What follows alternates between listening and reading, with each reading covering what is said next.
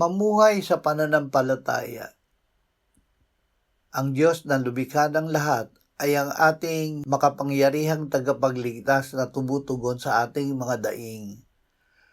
Malalapitan natin siya sa pamamagitan ng pananampalataya kay Kristo na laging handang humawak sa ating kamay sa gitna ng anumang bagyo ng buhay.